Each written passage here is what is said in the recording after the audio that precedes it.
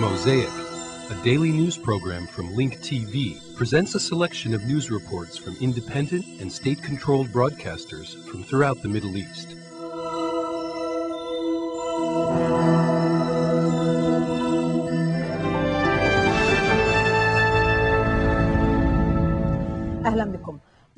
Welcome. A Saudi policeman was killed and another was injured when unknown assailants in their car fired at a police patrol in the area of Ain, 45 kilometers northwest of the capital of Riyadh. Separately, 4 Saudi security forces were killed by armed men north of Riyadh, where they disarmed 2 car bombs. On his way to visit Damascus, Amr Moussa, the Arab League's Secretary General, confirmed that an Arab summit will be held next month. Moussa met with Syrian President Bashar al-Assad in Damascus. His new tour aims at reconvening the Arab foreign ministers in Cairo at the end of the month in order to develop an agenda for the coming summit. The National Council for Peace, Justice and Reconciliation in Syria said that military intelligence has arrested the lawyer Aktham Anisi, the president of the Committee for the Defense of Free Democracy and Human Rights in Syria. He is being detained in an unknown location. The council's statement says that they strongly denounce this operation, demanding the authorities to reveal the fate of the lawyer and his release.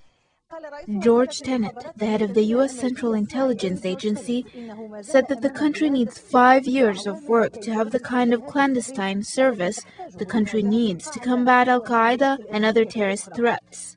In his testimony in front of the investigative committee examining the events of September 11, Tenet said the same can be said about other agencies, such as the National Security Agency and other analytic agencies. Tenet said that his agency received warnings in the summer of 2001 about al-Qaeda's intention to carry out large attacks on U.S. soil. However, at the same time, they did not indicate the time, place, or manner of the attacks. Tenet clarified that at the time, the U.S. realized the al-Qaeda threats. The information was not translated into an actionable defense program. In South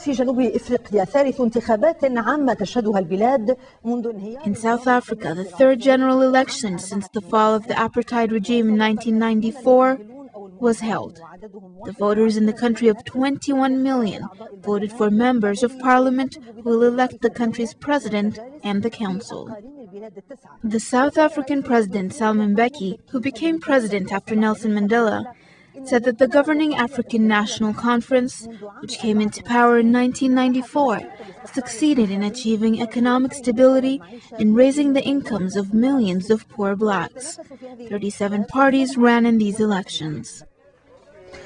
In Macedonia, people voted for a successor to President Boris Trajkovski, who was killed in a plane crash 2 months ago. The elections were carried out in a peaceful manner, characterized by a high voter turnout. 4 candidates ran in these elections, among whom was the Prime Minister from the Left-Center Party, who is expected to win, and will be the 3rd Macedonian president since its independence in 1991. 2 other candidates representing the Albanian minority also ran in the Macedonian elections. In a strange kind of crash, an airplane crashed on a highway in Venezuela, killing 2 people. It was a small family plane from the capital. It fell on several cars on a highway yesterday evening, southwest of Caracas.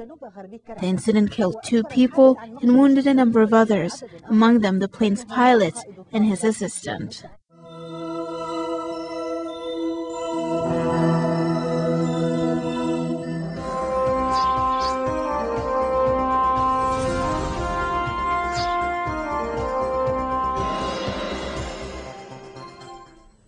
U.S. President George W. Bush implicitly recognized Israel's claim to some West Bank settlements in a historic policy shift coupled with backing for Prime Minister Ariel Sharon's Gaza pullout plan.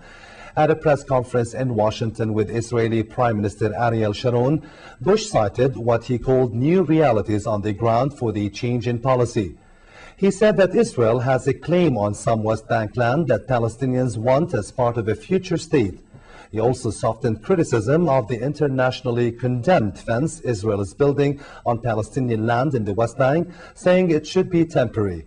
The president also appeared to negate any right of return of Palestinian refugees to what is now Israel, saying they should be resettled in a future Palestinian state instead.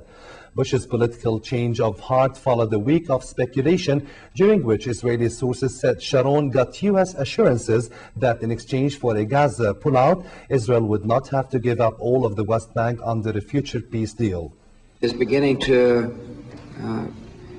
implement a vision that allows for contiguous territory so that a Palestinian state can emerge. And this is an important step today. It accelerates the process. See, I view it as creating an opportunity for those of us who believe that a Palestinian state should emerge, a peaceful Palestinian state, to work to put a framework for such a state to exist, so that the institutions of such state are bigger than the people. See, when you have a government where the person is bigger than the institutions, that government will inevitably fail. Bush was also elusive in responding to questions concerning the Jewish settlements in the West Bank Sharon wants to annex as part of his unilateral so-called disengagement plan. In light of new realities on the ground, including already existing major Israeli population centers, it is unrealistic to expect that the outcome of final status negotiations will be a full and complete return to the armistice lines of 1949, and all previous efforts to negotiate a two-state solution have reached the same conclusion. It is realistic to expect that any final status agreement will only be achieved on the basis of mutually agreed changes that reflect these realities.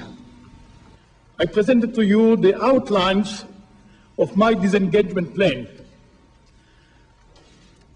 It will improve Israel's security and economy and reduce friction and tension between Israelis and Palestinians.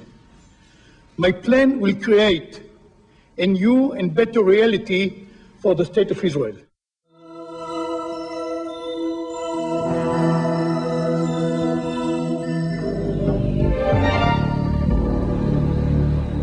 The Palestinian leadership had received information on the content of the agreement that the Israeli Prime Minister Ariel Sharon is trying to make with U.S. President George Bush.